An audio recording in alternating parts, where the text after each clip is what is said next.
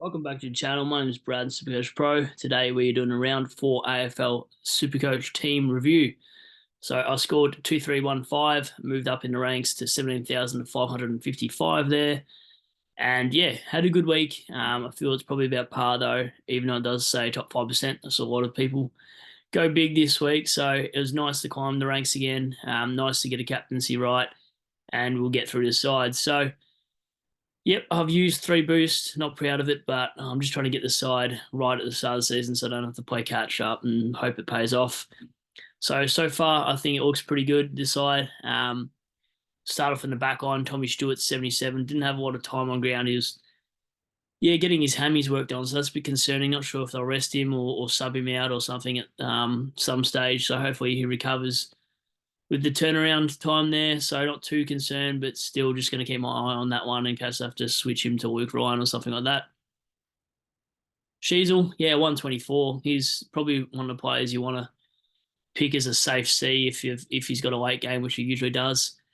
So he's not a bad shout actually. We should start probably looking at as that as a safe bet. And then Dacos, yeah, did nothing in the last quarter. I think he was on about 96 after 3/4 time, and just, yeah, I don't know. It's just like the ball, he was around the ball but just couldn't get near it, sort of thing. So it was a strange one to see in that last quarter. I'm not sure how many people would have captained him, but yeah, really odd. If you didn't start him, you probably did all right because he's lost a bit of money now. So yeah, and I just don't know what to think about the Dacos pick. Like, you start those players, so I don't have to bring him in, I suppose. But you know, how are you going to bring in a 560K player? And we haven't really made that much cash gen unless you're doing a boost for it. So Massimo, yeah, 63. I posted on Twitter. He was a lot of times on the bench.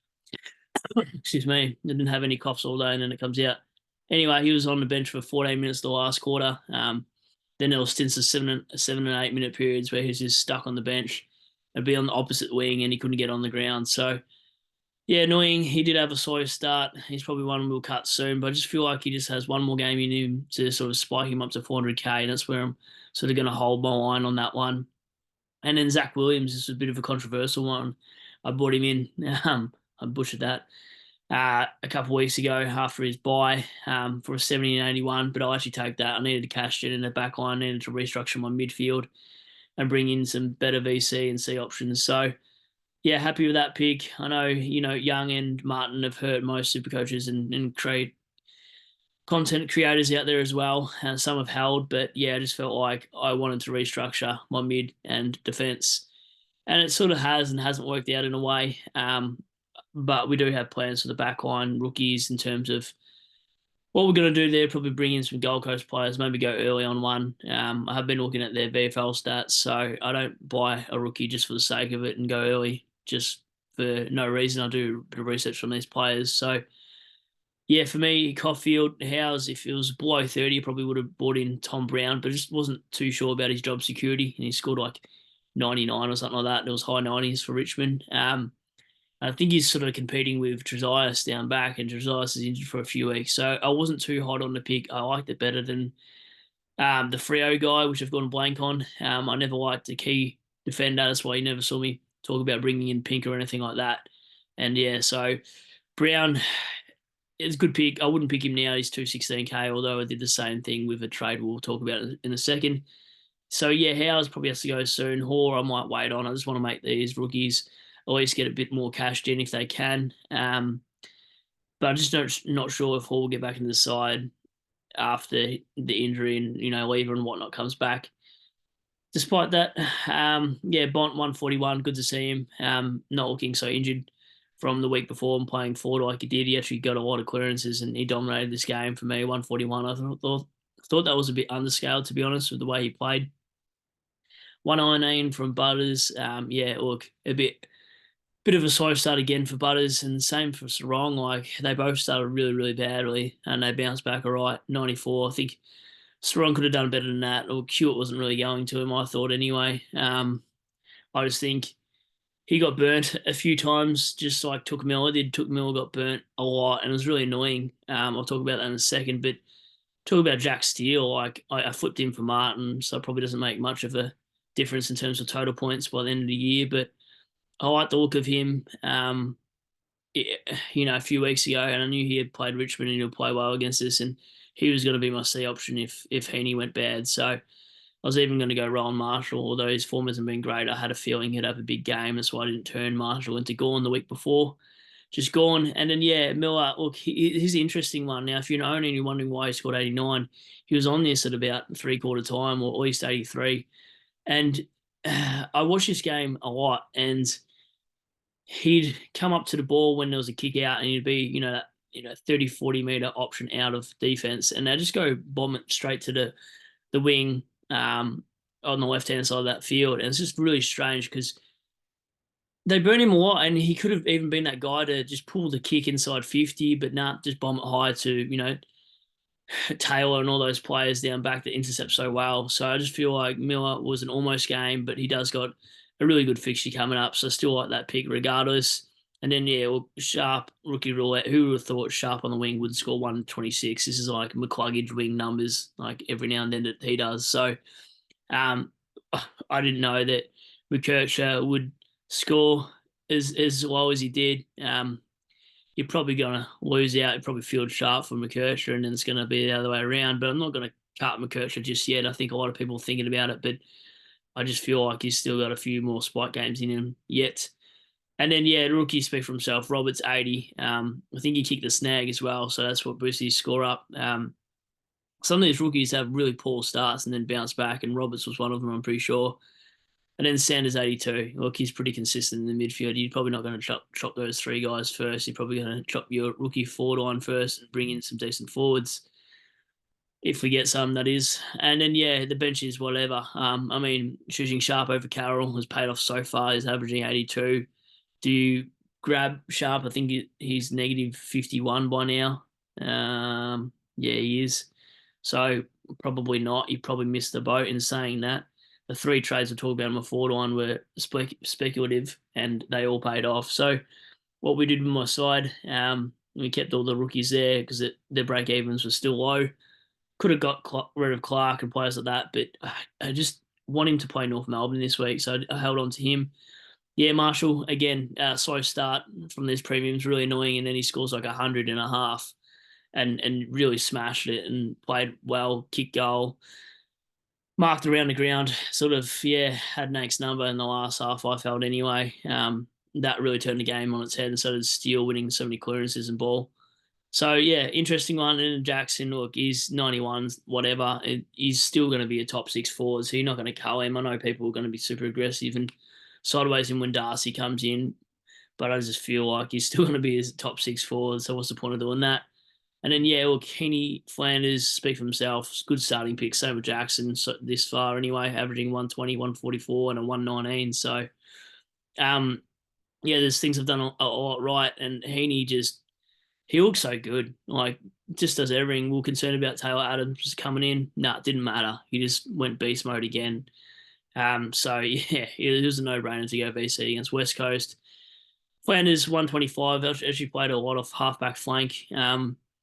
He was the guy that actually kicked two off halfback flank, and then he'd bring it out to the middle of the ground and, or actually go to full transition and hit up a target. So, yeah, looked really good, Flanders. If you don't have him, you probably should have started him regardless on the bye. In my opinion, like, he was always going to be a no-brainer for F1 for you, or F2 at least. And then, yeah, Power, I went late on this pick. He had 14 disposals, 15 tackles. But I just wanted to wait one more week. I still got a lot of cash out of him this week. Look, I got 36, and he's got a break even of, no, he doesn't. Surely not a break even of 70. He does because he's already 400k. Interesting. Excuse me, that's two coughs, and I haven't coughed all day. That's fantastic. So what do we do with him? We hold on for one more game, and we just have a look what he does because he got Hawthorn after that. So yeah, that's a weird one. We do feel like he could be an F6 sort of player, but yeah, am I overreacting because they got smashed? Perhaps. But yeah, his disposals early on, he wasn't getting any. So interesting one. And then, yeah, on the flip side of that, Uniac doesn't score well either, and he's been using the ball pretty badly. So, yeah, it's different year forward on, isn't it? And then Reed, look, I know a few people traded him out. I was also considering that, so I'm not going to say I'm super smart with that one. But I just liked that he had Richmond coming up the week after, so that's the only reason I didn't cull him. And these are the three guys I brought in this week was Powell, Dempsey, and Darcy. And I got rid of Sam Berry. Who else? I can't remember who we got rid of. Sexton and someone else. If it comes to me, I'll let you guys know. But yeah, look, I needed Dempsey's points on field. That was my concern. I put in a Twitter poll, and 57% said no, it's too late, you've missed it. But I just thought points on field is so much more important at this stage of the game, especially when it's best 22. I didn't want to field Carmus. He was going to play on Cameron. I always saw that team sheet, and I didn't like that matchup for him. And yeah, Dempsey comes out with an 80. And I just think he's such a solid scorer. Like he's averaging 80. Look, I don't think he can go now at 265 because we've already seen at 400k they're sort of, the holes of their cash gen. But I just felt like that was a good time to jump on with North Melbourne in the fixture as well. So good one from that. And then, yeah, rookie roulette, low time on ground from Darcy. But I just felt like he had a better matchup against Stanley than what Buku would have playing on Cameron. I just went with logic then. And I thought Cadman might get, who knows, Collins in that back line. There's so many decent defenders in Gold Coast. They're sort of just locked down. So I didn't love that. And then I always knew that when he did play ruck, it was going to be against Wits. So I didn't love either of those guys starting. And then, yeah, Carmus is in 3% of the size, so no point fielding a rookie like that when everyone's brought in Darcy. Play the odds there. But yeah, for me this week, I'll probably only do one trade, maybe two, but I'm not going to boost again. The team looks really well set compared to some other teams I have seen. Just, it might only be two or three players, but I feel like I'll max that out at some point, and by the middle of the rounds, I should be in that top 1-2%, I reckon. I do have a few plans in mind. But yeah, structure looks good. Forward line looks good. Midfield looks good. Rookies feel like they're all on point. I don't think I've missed one. Dempsey for me was the Humphrey 2.0 that I missed out on last year. So I'm just hoping from here on out we trade the rookies at the right time and not after they've had a spike score, we've gotten rid of them. So that is the side. Yeah, thank you, Caulfield, for that, because I didn't like the Butters matchup early on. Now, what are we going to go into round 5? Another Thursday game. Yeah, right. Just trying to think. Obviously, got Whoops. Just optimize your team. So much easier if you pay for SuperCoach Gold. Not sure if it's not on the gold, but yeah, Sharp on there. We're missing Heaney and Dacos, so probably have to bring in. Let's just do a hypothetical scenario for you guys out there. Yeah, if I'm going to go early on any Gold Coast player, I think we already know who we're going for. Sammy. I don't know how to pronounce his last name. I don't think I'm going to even attempt it, to be honest. Surely it's just close here, right? But yeah, 102 rookie. He was outscored Took Miller. So yeah, look, he'll probably play on field, I'd say. I think I can even loop if I wanted to. No, I can't. But yeah, look, Howes is dead to me anyway. So Howes emergency. Oh, he can still come on for Dacos, can't he? So you probably keep Howes then this week if you're in the same position as me. Sharp in the midfield, so I'm fine there. And then yeah, look, Darcy, Carmus. Who does Carmus got? Essendon's forward line versus who did the Giants have? St Kilda's defenders. Yeah, we're probably going to go Bucher over Cadman at this stage. So that's the team going into the next round, round 5. If you've got any trade plans, any big scores, chuck them in the comments below. I'll give you a reply, and I'll catch you on the next. Thanks for watching Team Review. And yeah, if you haven't liked or subbed already, do so because that'd be great. Thanks. Cheers.